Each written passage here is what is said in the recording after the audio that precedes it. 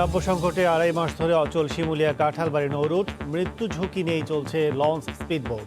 শুকনো মৌসুমে ভোগান্তি বাড়ার শঙ্কা। ঘরে বসে শিক্ষার্থীদের পড়াশোনা চালিয়ে যাওয়ার আহ্বান প্রধানমন্ত্রীর। স্বাস্থ্য সুরক্ষায় সচেতন হওয়ার তাগিদ। শেখ রাসেলের জন্মদিনে নানা কর্মসূচি। প্রবাসী ব্যবসায়ী সহ নানা পরিচয় অনলাইনে লাখ লাখ টাকার পণ্য অর্ডার, রাস্তা থেকে বুঝে নেই চম্পট। রাজধানী থেকে গ্রেফতার এক প্রতারক। এবং নভেম্বরের মধ্যেই সরছে রাজধানীর ঝুলে থাকা তারের জঞ্জাল। আশ্বাস দক্ষিণ মেয়রের, কেবল অপারেটররা কাল থেকে মাটির নিচ দিয়ে নেবে সব লাইন।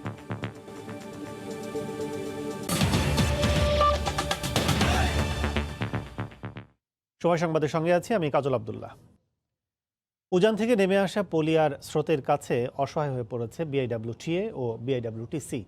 গত 2.5 মাসে প্রায় 12 লাখ ঘনমিটার মাটি ড্রেজিং করেও ফেরি ও লঞ্চ চলাচল স্বাভাবিক করতে পারেনি তারা। সংস্থা দুটি বলছে, ড্রেজিংয়ের তুলনায় পলির পরিমাণ অনেক বেশি হয় নাব্য সংকট কাটছে না। তবে বিআইডব্লিউটিএ চেয়ারম্যান বলছেন, নতুন করে আর বর্ষা না হলে এবং চর হাজরা চ্যানেলটি চালু হলে 1 বছরের জন্য রুটটি পুরোপুরি শঙ্কামুক্ত থাকবে। নিজামুদ্দিনের ক্যামেরায় মাহমুদ রাকিবের রিপোর্ট। কিছুতেই যেন পেরে উঠছে না যাত্রীবাহী লঞ্চগুলো, একবার ডানে একবার বামে, কখনো আবার ডুবে যাওয়ার প্রবল আশঙ্কা নিয়ে পদ্মার মাঝখানে স্রোতের তোরে একই জায়গায় যাত্রী বোঝাই লঞ্চগুলো ঘুরপাক খাচ্ছে। বন্যা আর ভাঙন থেকে আসা পলি পড়ে নাব্য সংকটে গত 2.5 মাস ধরে এমন অচলাবস্থা চলছে শিমুলিয়া কাঁঠালবাড়ি নৌরুটে। ফেরি বন্ধ থাকলেও এমন মৃত্যু ঝুঁকি নিয়ে চলাচল করছে লঞ্চগুলো। 2টা লঞ্চ অলরেডি আটকে গেছে, একটার সাথে একটা লাগতেছে, যে কোনো সময় ঝুঁকিপূর্ণ হতে পারে। যেখানে ক্রসিং হয় জাহাজ, ব্রিজের নিচে, ওইখানে হইলো সরে ঠেকলেই লঞ্চ ঘুরা জায়গা পানির কাটালে। যাত্রী সময় মতো পার হতে পারতেছে না, যে টাইমে যাওয়ার কথা তার চেয়ে বেশি সময় লাগতেছে। বিআইডব্লিউটিএ বলছে, গত 10 বছরে পলি পড়ে পদ্মার মুন্সিগঞ্জ মাদারীপুর নৌরুটের গতিপথ পরিবর্তন হয়েছে অসংখ্যবার। বর্তমানে শিমুলিয়া কাঁঠালবাড়ি রুটটিও আগামী বছর বন্ধ হয়ে যাওয়ার শঙ্কায় রয়েছে সংস্থাটি। তবে নতুন চর হাজরা চ্যানেলটি চালু হলে শীত মৌসুমে পানি কমলেও সংকট কেটে যাবে বলে আশাবাদ তাদের। পদ্মার শিমুলিয়া কাঁঠালবাড়ির নৌরুটের এই জায়গাটিতে 5-7 বছর আগেও পুরোপুরি প্রবাহমান নদী ছিল, কিন্তু সেখানে পলি পড়ে পুরো জায়গাটি এখন একটি চরে রূপান্তরিত হয়েছে, যার নাম চর হাজরা।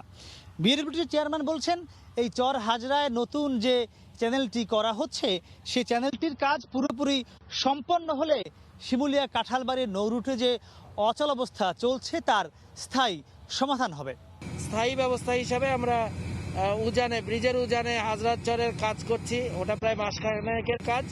আশা করি নভেম্বরের প্রথম সপ্তাহে ওইটা আমাদের একটা স্থায়ী রুট হিসাবে ব্যবহার করা সম্ভব হবে। আমরা নভেম্বরের প্রথম সপ্তাহে চালু করব ইনশাল্লাহ ওই হাজরার চর, আর এটা আমাদের আগামী 3 দিন সময় লাগবে আশা করি।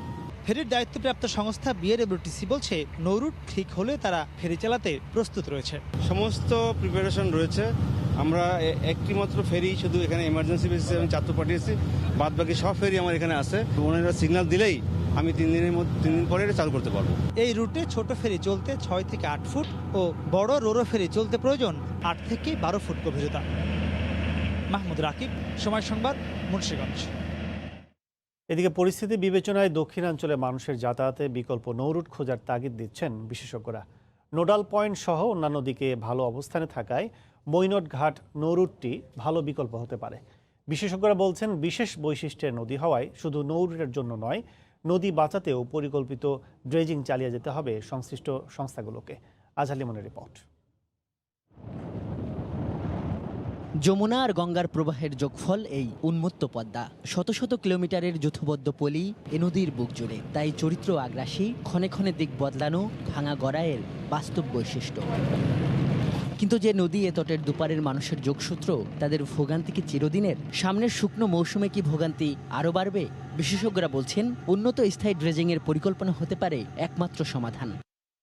এই নদীর ক্যারেক্টারিস্টিক্স এরকম, একটা ফিক্স কোনো চ্যানেল থাকবে না। এটা পদ্মা যমুনার characteristic very much unstable, complex.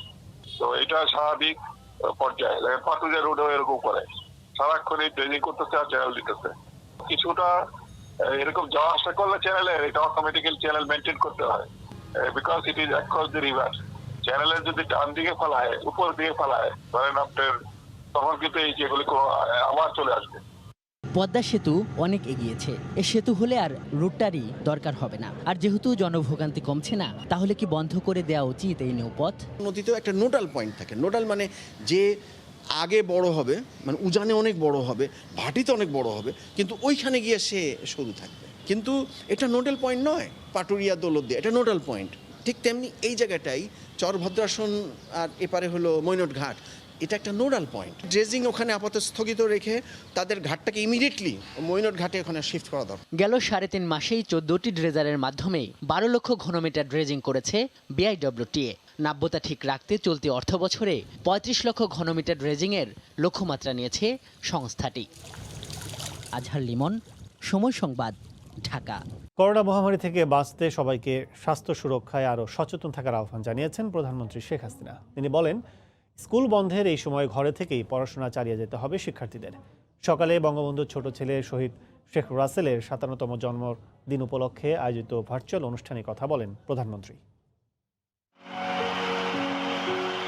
1964 সালের 18 অক্টোবর জন্ম নেয়া জাতির পিতার কনিষ্ঠ সন্তান শেখ রাসেল ইতিহাসের নিকৃষ্টতম হত্যাযজ্ঞে মারা যায় মাত্র 11 বছর বয়সে। 14 আগস্ট পর্যন্ত এই ইউনিভার্সিটি ল্যাবরেটরি স্কুলেই পড়েছেন শেখ পরিবারের চোখের মণি। তারপরের ইতিহাস নানা পরিক্রমায় এই ক্ষুদে শহীদকে মুছে ফেলতে চাইলেও তা আর সম্ভব হয়নি। শেখ রাসেলের স্মৃতিকে ধরে রাখতে তাই বিদ্যালয় প্রাঙ্গণে নির্মাণ করা হয়েছে মুরাল। রোববার ছোট ভাইয়ের 57তম জন্মদিনে ভার্চুয়াল আয়োজনে এটি উন্মোচন করলেন বড় বোন প্রধানমন্ত্রী। Sheikh Russel roller skating complex থেকেও অনুষ্ঠানে যুক্ত ছিলেন শিশুরা।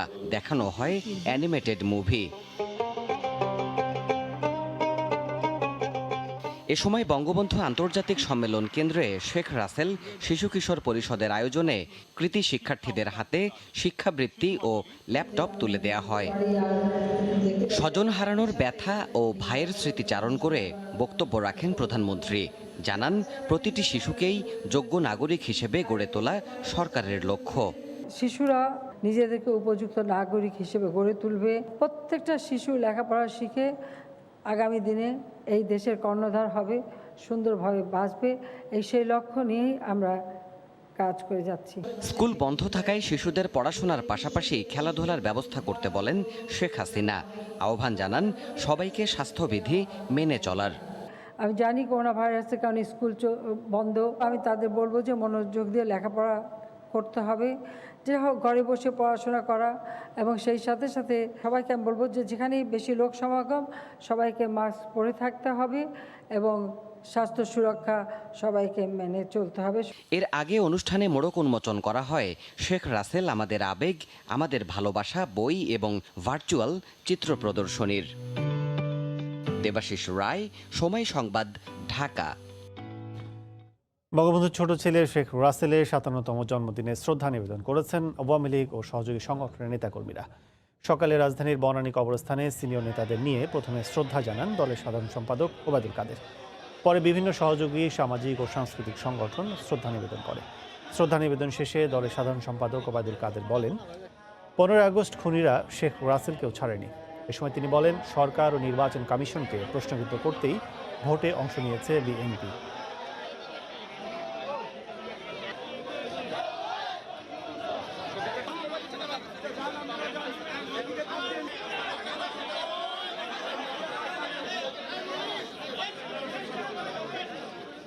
নির্বাচন আসলে করার জন্য করেনি, জয়ের জন্য করেনি। তারা নির্বাচনে অংশ নিয়েছে নির্বাচনকে বিতর্কিত করার জন্য, প্রশ্নবিদ্ধ করার জন্য, সরকারকে প্রশ্নবিদ্ধ করতে, নির্বাচন কমিশনকে প্রশ্নবিদ্ধ করতে। এটাই হলো তাদের টার্গেট। আবার সেটা আবারও গতকাল প্রমাণ হয়েছে। বেগম জিয়া মুক্ত নন, তাকে গৃহবন্দী করে রাখা হয়েছে বলে অভিযোগ করেছেন বিএনপি মহাসচিব মির্জা ফখরুল ইসলাম আলমগীর। দুপুরে গুলশানে বিএনপি চেয়ারপারসনের কার্যালয়ে সংবাদ সম্মেলনে তিনি এ অভিযোগ করেন। এ সময় তিনি মধ্যবর্তী নির্বাচন নয়, 71 জাতীয় সংসদ নির্বাচন বাতিল করে পুনর্নির্বাচন দাবি করেন। মুক্ত নন, শি ইজ নট ফ্রি। এই যে বলা হচ্ছে যে সাজা স্থগিত করা হয়েছে, সাজা স্থগিত করা হলে তো তিনি তার উপর কোনো বিধিনিষেধ থাকার কথা না। ডিফারেন্সটা হচ্ছে যে শুধুমাত্র হাসপাতাল থেকে তাকে জেলে বা তার বাসায় নিয়ে আসা হয়েছে। ওখানে তিনি একটা হোমলি পরিবেশের মধ্যে আছেন, যেটাকে সোজা কথায় বলা যায় এটা হচ্ছে গৃহ অন্তরীণ করা। গত নির্বাচন যে হয়েছে সেটাই তো আমরা মানছি না, আমরা ওটাকেই তো অবৈধ বলছি, আমরা ওটাকেই বাতিল করার কথা বলছি। আপনি দেখবেন আমাদের প্রত্যেকটা স্টেটমেন্টে কিন্তু আমরা এই কথা বলেছি যে এই নির্বাচন আমরা মানি না এবং নির্বাচন বাতিল করে ফ্রেশ ইলেকশন দেওয়া হোক। মধ্যবর্তী নির্বাচনের কথা তো আমরা এখনো বলিনি ভাই।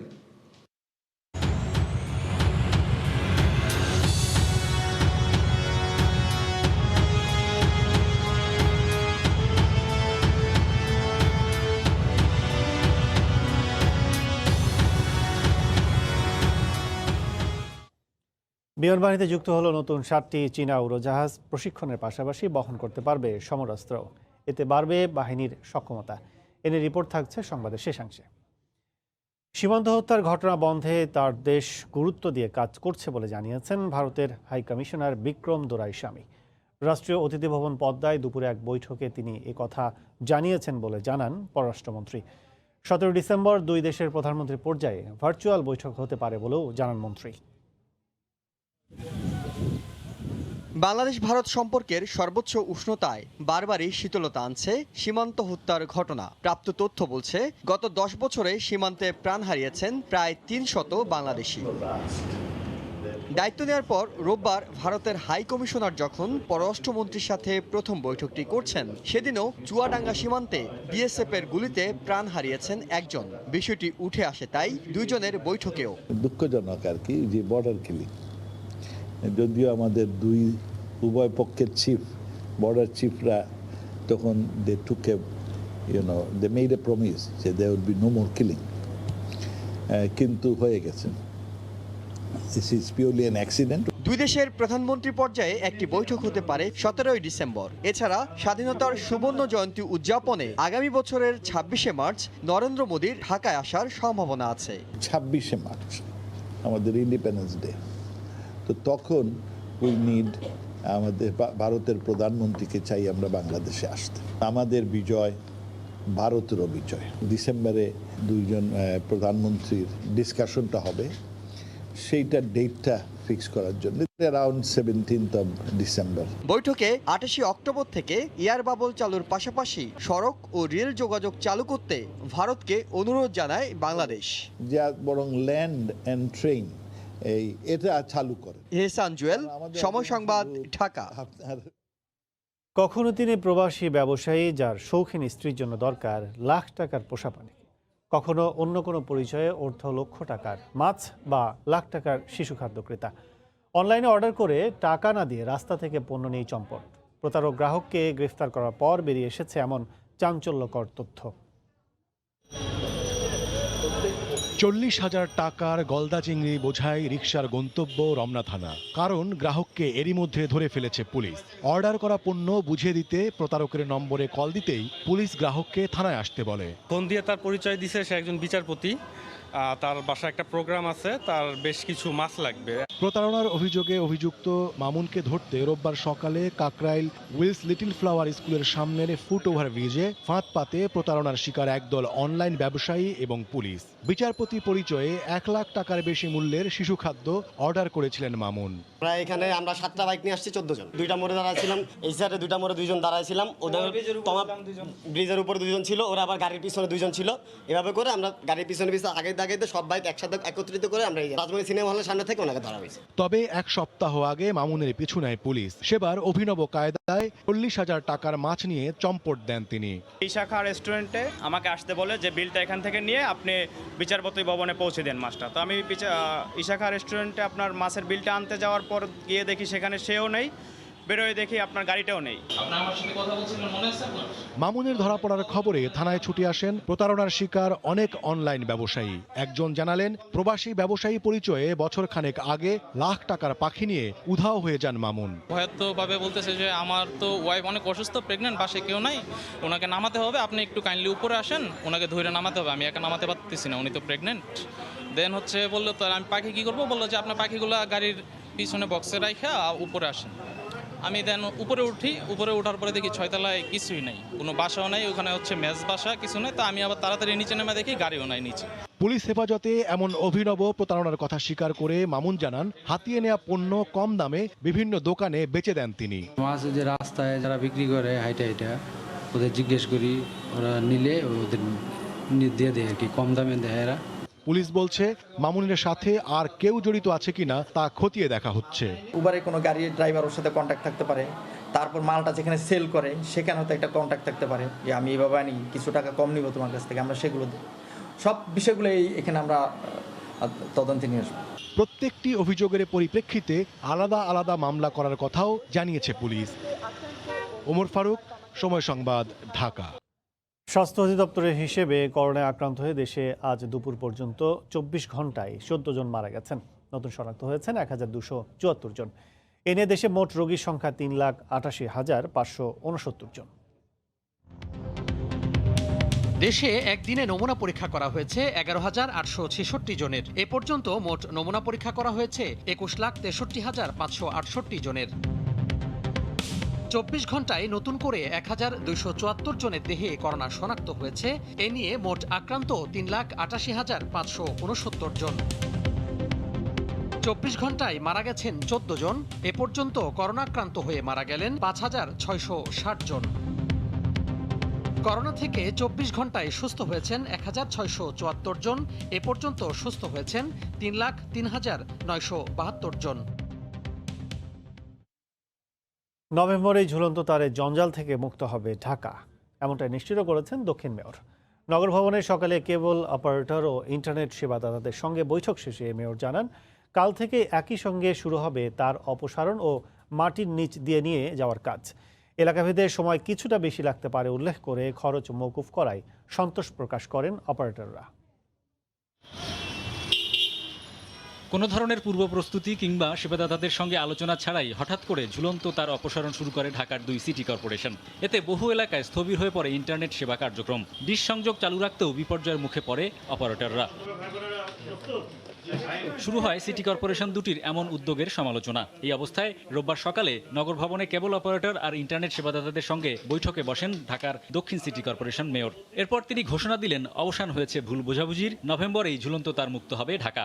আগামীকাল থেকে internet service provider of Bangladesh এবং কেবল অপারেটর্স অ্যাসোসিয়েশন অফ বাংলাদেশ তাদের নিজ উদ্যোগে ধানমন্ডি থেকে কালকে শুরু করবেন তাদের এই তার উপর থেকে তার অপসারণ এবং ভূগর্ভস্থভাবে তারগুলোকে লাগানোর কার্যক্রম। ঢাকা দক্ষিণ সিটি কর্পোরেশন সম্পূর্ণ বিনা খরচে তাদেরকে সেই সুযোগটা করে দিবে। তবে সেবাদাতারা মনে করছেন এলাকাভেদে বিভিন্ন জায়গায় লাগতে পারে বাড়তি সময়। তার অপসারণ ও ভূগর্ভস্থ করার খরচ নগর কর্তৃপক্ষ বহন করার সিদ্ধান্তে খুশি তারা। আমরা কাজ শুরু করব, এমনও হতে পারে যে কোনো স্পেসিফিক রোডে অল্প সময়ের মধ্যে হতে পারে, কোনো সময় হয়তোবা নভেম্বর ক্রস করতে পারে এবং ডেফিনেটলি আমরা অযৌক্তিকভাবে চাবো না। মাননীয় মেয়রের কাছে কৃতজ্ঞতা প্রকাশ করছি, বিশেষ করে আমাদেরকে এই নির্ধারিত ফি যেটা আছে সেটা মওকুফ করে দেওয়ার জন্য এবং আমাদেরকে সময় দেওয়ার জন্য। কালকে থেকে কাজটা শুরু করব। প্রথমে আমরা ইনফ্রাস্ট্রাকচারটা আগে ভূগর্ভস্থ রেডি করব, রেডি করে সেটা ভূগর্ভস্থ কেবলের মাধ্যমে সংযোগ দিয়ে তারপরে উপরেরটা রিমুভ করব, যেন গ্রাহকদের সেবার ক্ষেত্রে যেন কোনো প্রতিবন্ধকতা না হয়। চলমান সংকট সমাধান না হলে কোয়াব ও আইএসপিএবির ধর্মঘটে যাওয়ার ঘোষণার পরই এলো ঝুলন্ত তার অপসারণের এই নতুন সিদ্ধান্ত। হরিপদ সাহা, সময় সংবাদ, ঢাকা। টেলিভিশনের সংবাদ শিরোনামে বিজ্ঞাপন প্রচারের নিষেধাজ্ঞা স্থগিত করেছেন আপিল বিভাগ। এর ফলে মামলা নিষ্পত্তি না হওয়া পর্যন্ত খবরের স্পন্সর বিজ্ঞাপন প্রচারে বাধা নেই। বিটিআরসির আইনজীবী বলছেন, বিজ্ঞাপন বন্ধ চেয়ে মামলা করার এখতিয়ারই ছিল না রিটকারীর। অ্যাটর্নি জেনারেল বলেছেন, এভাবে বিজ্ঞাপন বন্ধ করলে অনেক বেসরকারি চ্যানেল বন্ধ হয়ে যেতে পারে। বেসরকারি টেলিভিশনগুলো রায়ের একমাত্র উৎস বিজ্ঞাপন। রিটকারের আইনজীবীর দাবি, টেলিভিশনগুলো বিজ্ঞাপন প্রচার করতে পারবে, তবে সংবাদের শিরোনাম কিংবা বিভিন্ন অংশে বাণিজ্যিক প্রতিষ্ঠানের স্পন্সরকৃত বিজ্ঞাপন প্রচার করা যাবে না। 9 বছর আগের করা এক রিটের পরিপ্রেক্ষিতে গত বছর স্পন্সরকৃত বিজ্ঞাপন প্রচারে নিষেধাজ্ঞা দেন উচ্চ আদালত।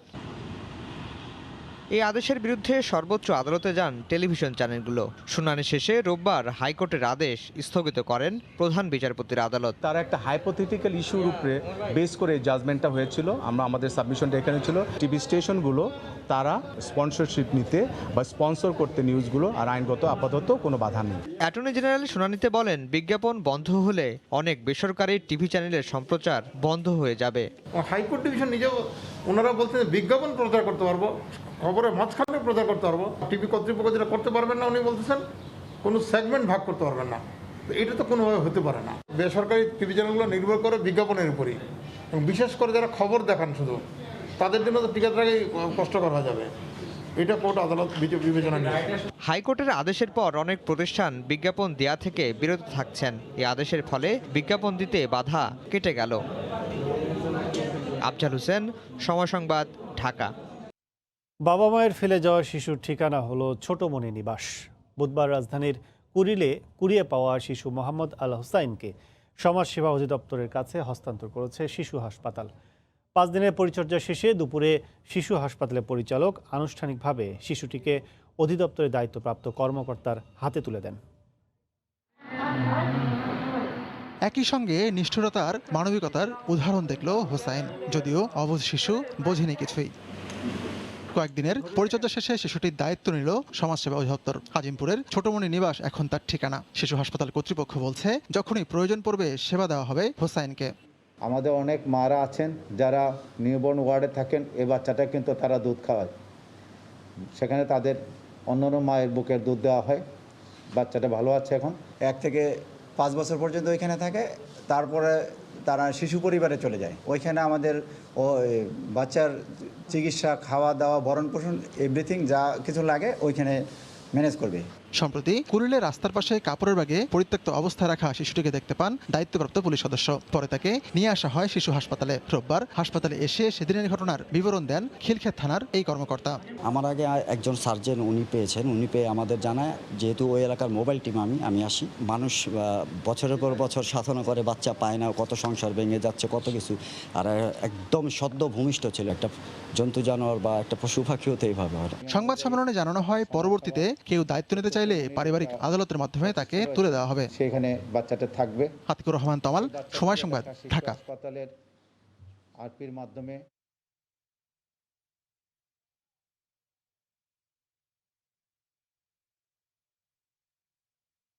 আলুর দামের লাগাম টানতে এবার টিসিবির মাধ্যমে বিক্রির সিদ্ধান্ত নিয়েছে সরকার।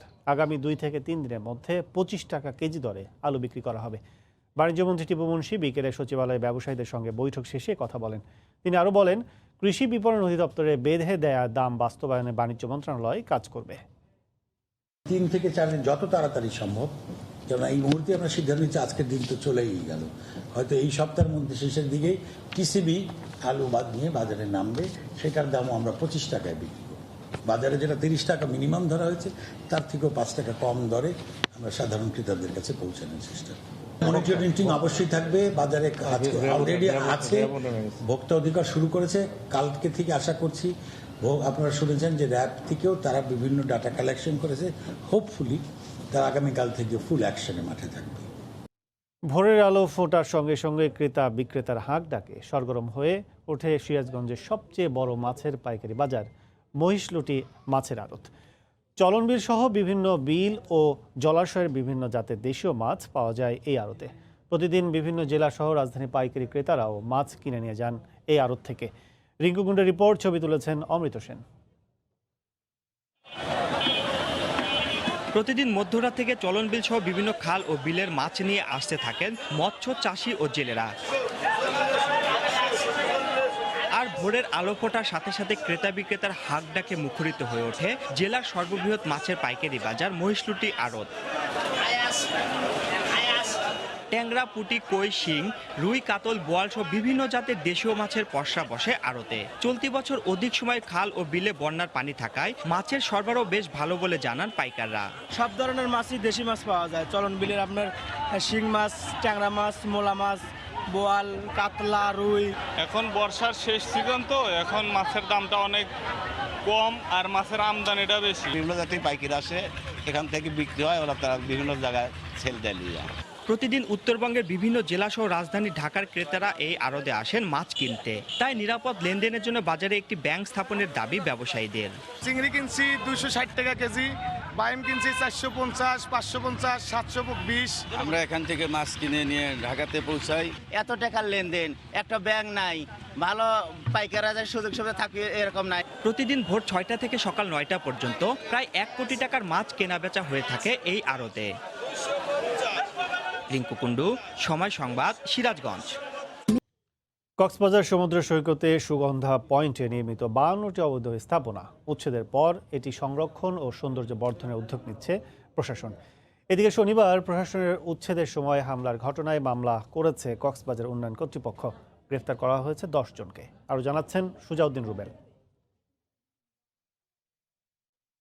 কক্সবাজার সমুদ্র সৈকতে সুগন্ধা পয়েন্ট, এই পয়েন্টে নির্মিত 52টি অবৈধ স্থাপনা শনিবার উচ্ছেদ করে জেলা প্রশাসন ও কক্সবাজার উন্নয়ন কর্তৃপক্ষ, যাতে ধ্বংসস্তূপে পরিণত হয় দোকানপাট। এখন মালামাল সরাচ্ছেন অনেক ব্যবসায়ী। তারা বলছেন উচ্ছেদের পর গ্রেপ্তার আতঙ্কে আছেন তারা।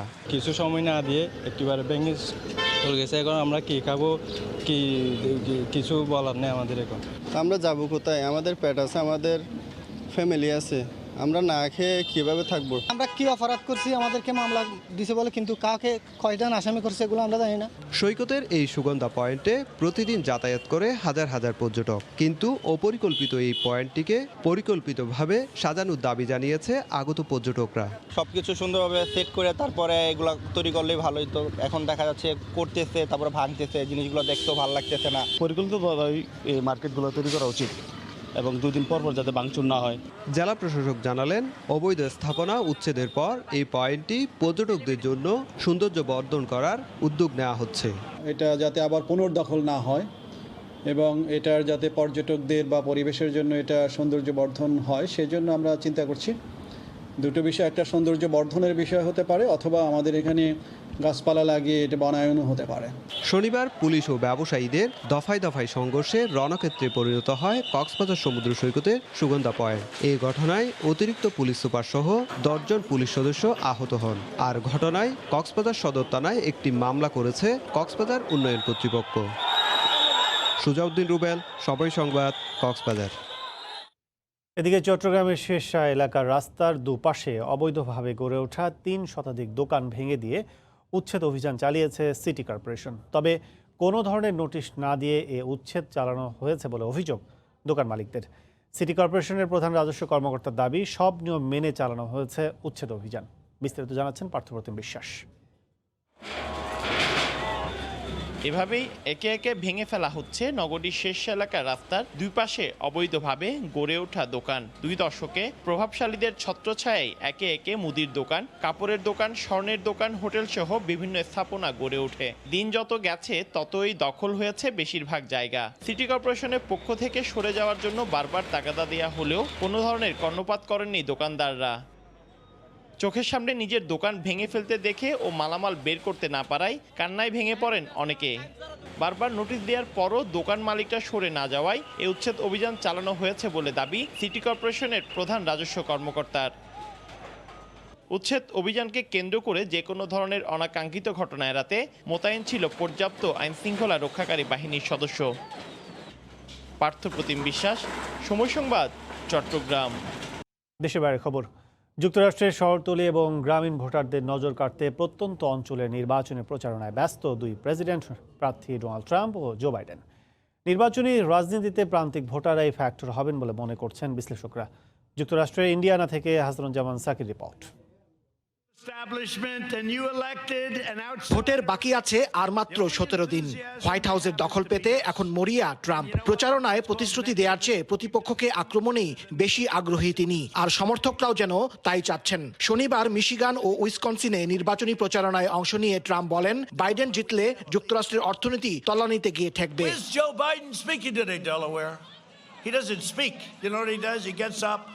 How about his news conferences where the fake news media gives him the questions and the answers? অপরদিকে করোনার কারণে শুরু থেকেই কিছুটা রয়েস হয়ে প্রচারণা চালাচ্ছেন ডেমোক্রেটিক প্রেসিডেন্ট প্রার্থী জো বাইডেন। শনিবার তিনি কিংবা তার রানিং মেট কমলা হ্যারিসের কোথাও নির্বাচনী প্রচারণা ছিল না। শুক্র ও শনিবার দুদিনে যুক্তরাষ্ট্রে কোভিড-19 আক্রান্ত হয়েছেন 1,30,000 মানুষ আর মারা গেছেন প্রায় 2,000। এমন পরিস্থিতিতেও প্রচারণা চালিয়ে যাচ্ছেন দুই প্রার্থী। ঝুলন্ত অঙ্গরাজ্যগুলোর প্রত্যন্ত অঞ্চলের ভোটারদের দিকেই তাদের নজর, সেখানেই প্রচারণা চালাচ্ছেন জোরে সোরে। আমরা এখন আছি যুক্তরাষ্ট্রের ইন্ডিয়ানার একটি প্রত্যন্ত অঞ্চলে। এই গ্রামের নাম ক্লেটন। মার্কিন রাজনীতির উত্তাপ এখানে না ছড়ালেও নির্বাচনী ভোটের হাওয়ায় এই গ্রামের মানুষেরাই ফ্যাক্টর, এমনটাই মনে করছেন বিশ্লেষকরা। হাসানুজ্জামান সাকি, সময় সংবাদ, ক্লেটন, ইন্ডিয়ানা।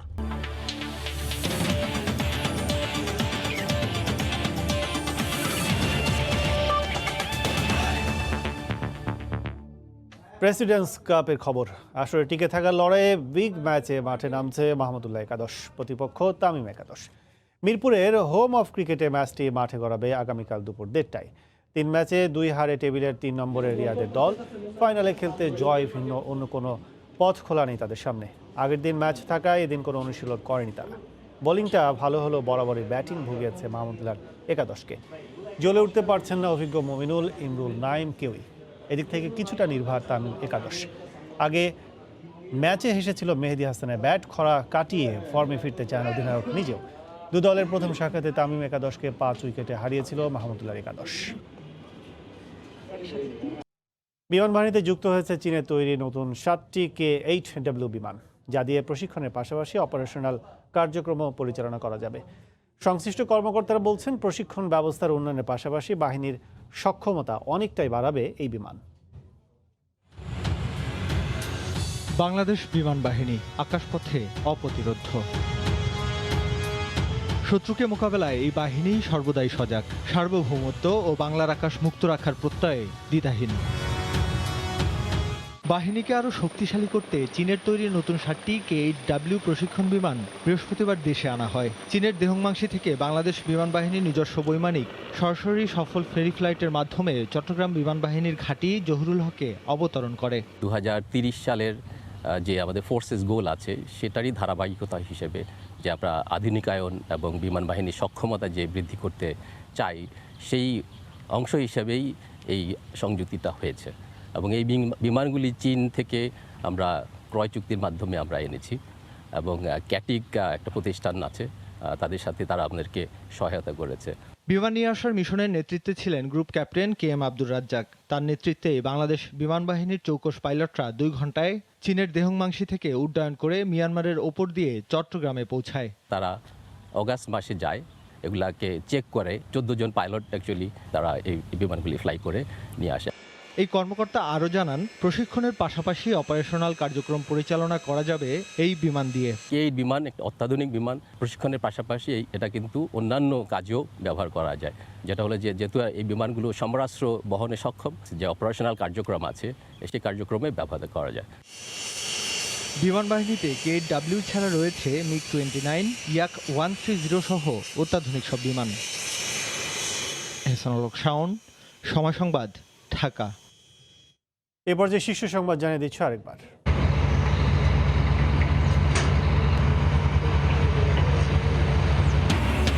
নাব্য সংকটে 2.5 মাস ধরে অচল শিমুলিয়া কাঁঠালবাড়ি নৌরুট। মৃত্যু ঝুঁকি নিয়েই চলছে লঞ্চ, স্পিড বোট। শুকনো মৌসুমে ভোগান্তি বাড়ার শঙ্কা। এবং প্রবাসী ব্যবসায়ী সহ নানা পরিচয়ে অনলাইনে লাখ লাখ টাকার পণ্য অর্ডার, রাস্তা থেকে বুঝে নেই চম্পট। রাজধানী থেকে গ্রেফতার এক প্রতারক। এই ছিল এখনকার মতো, সঙ্গে থাকুন সময়।